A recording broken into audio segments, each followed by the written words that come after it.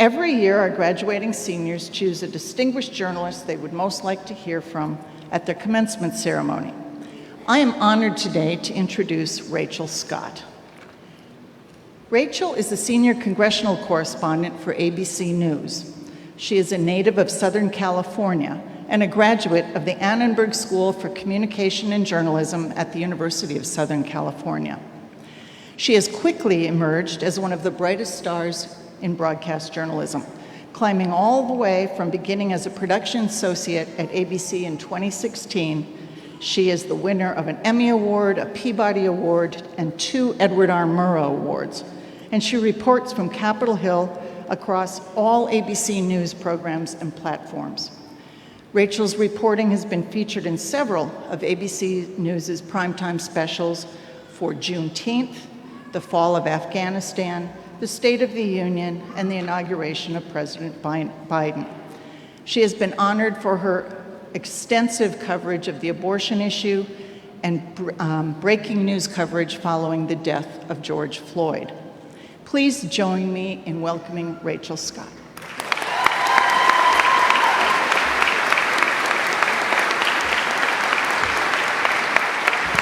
Thank you, Dean Dalgish, for that wonderful introduction. Well, good morning, Merrill class of 2023. How we feeling? Yeah? Okay. It is such an honor to be with you on your special day. And I hear that I'm not the only journalist that you'll be hearing from today. I'm considering myself a warm-up for the remarkable Gayle King, who is the university's main commencement speaker.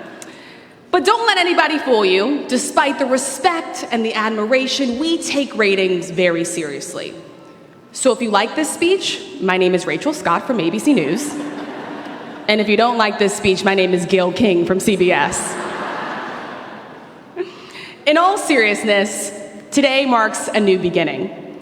Not just for you graduates, but also for the Merrill College of Journalism. For your outgoing dean, Lucy Dalgish, who for over a decade has served as a guiding light, a mentor and advisor to the next generation of storytellers.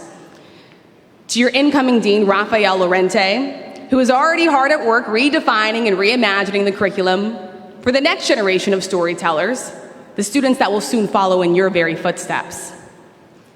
A new beginning for your parents and guardians who have dreamed about this day long before you ever even applied to college.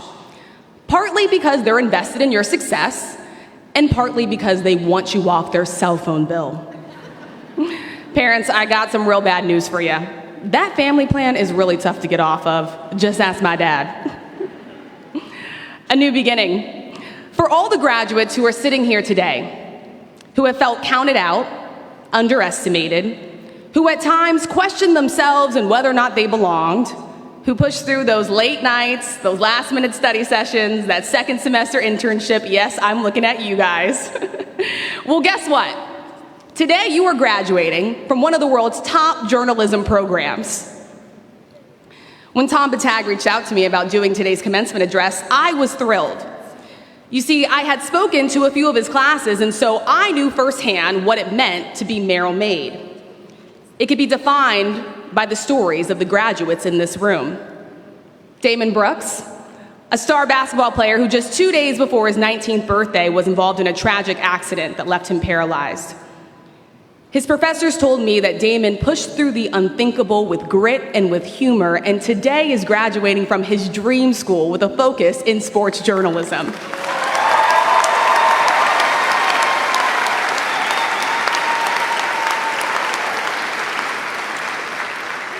Damon, your resilience is what it means to be Merrill-made. And what about the students in the Annapolis Bureau of Capitol News Service who built a bot that allows users to search and sort through thousands of bills pushed through by the Maryland General Assembly? That innovation, that ingenuity, that creativity is what it means to be Merrill-made. You've all heard this time and time again, but being Merrill-made is more than just a degree. It's a commitment to push for the truth, to press for answers, to dig for the stories that need to be told, and to fight to tell them with objectivity, clarity, and integrity. So let me just get out in front of it and address the elephant in the room.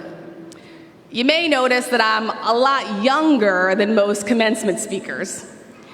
In fact, when I Googled what the average age of a commencement speaker was, it said most commencement speakers tend to be between 50 to 70 years old, reflecting, quote, their established careers and decades of experience. I just turned 30. I'm only 7 years into my career.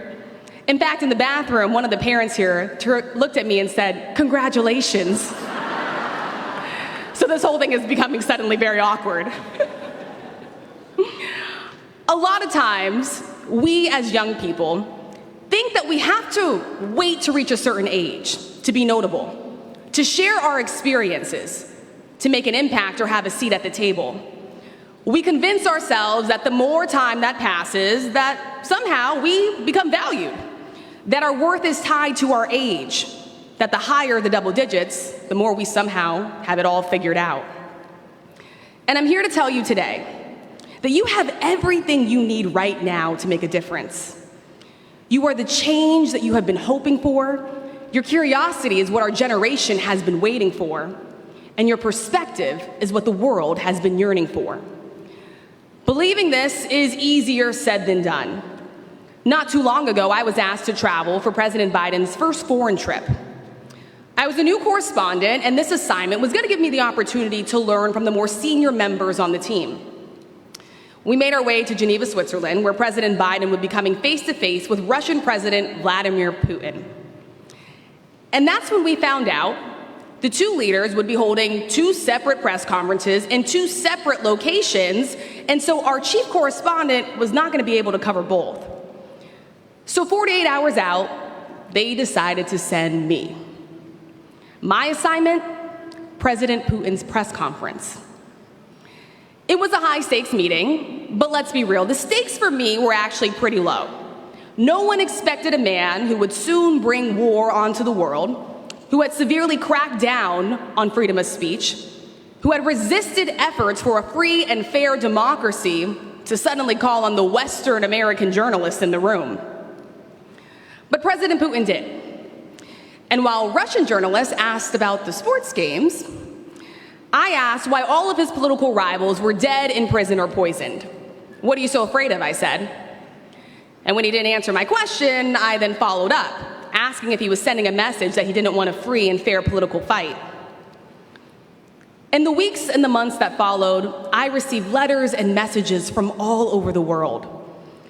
Someone named Kelsey, who told me that my question to President Putin reminded her that she can ask tough questions as a woman in the courtroom.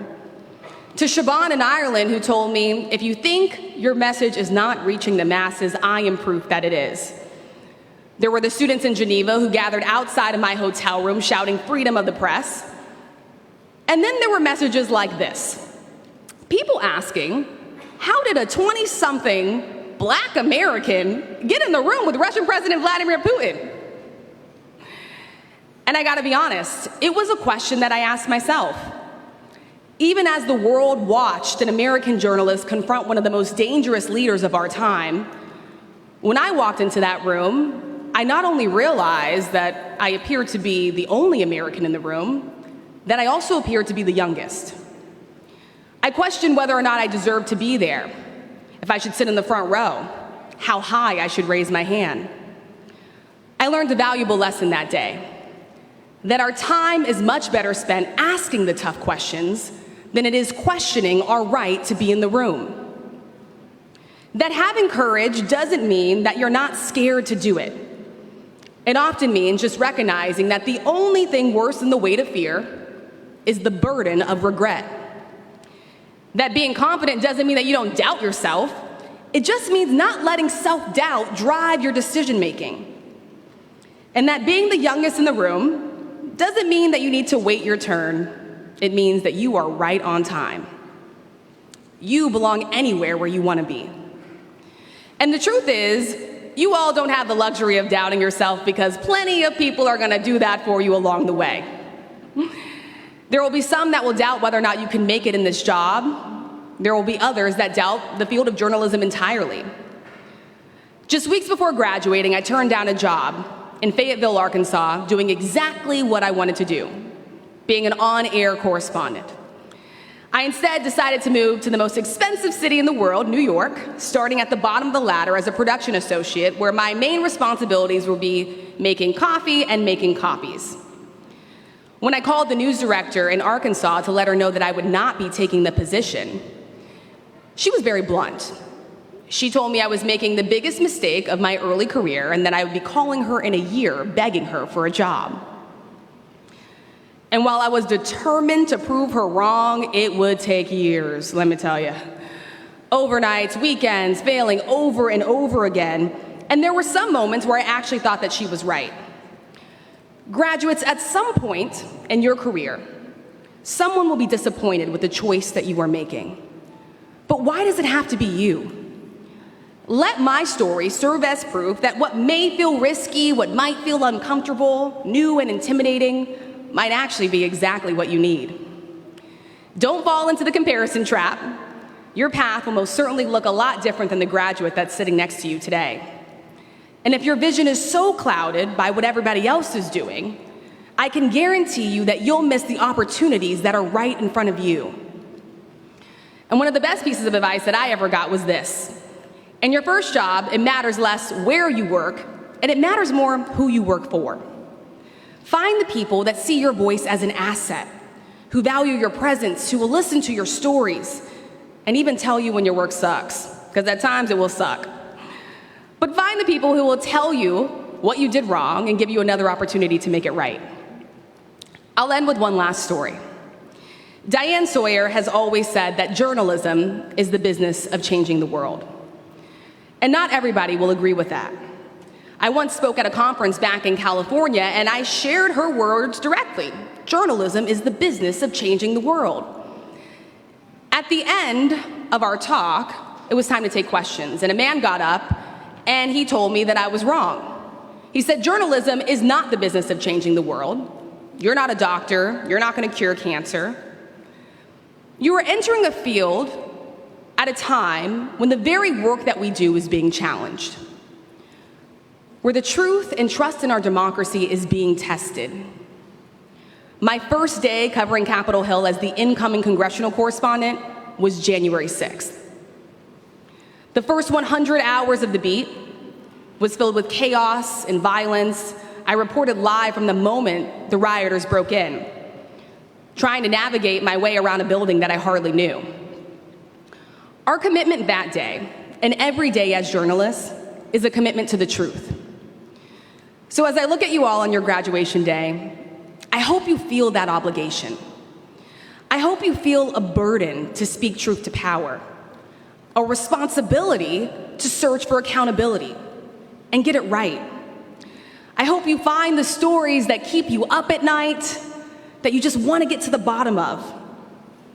And when you find yourself in that room with that world leader, I hope you feel that nervousness in the pit of your stomach, and I hope you ask your question anyway.